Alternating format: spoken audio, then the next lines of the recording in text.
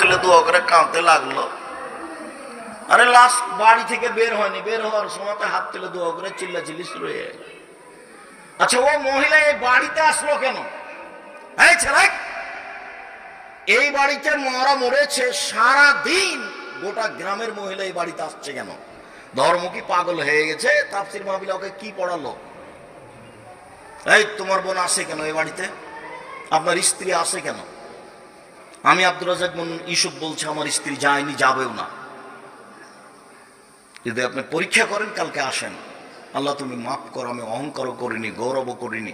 3 মাস থাকার পরে যদি আপনার সরিষার সম পরিমাণ পর্দার ব্যতিক্রম দেখা যায়, আমি জাতির সামনে কথাই বলবো না। বিবাহের 11 দিন পর থেকে প্রতিষ্ঠানের প্রধান শিক্ষিকা। এই বাড়িতে মরা মরেছে, সারা দিন কেন এই বাড়িতে মহিলারা আসছে? ওর কি মাথা ঘামলো?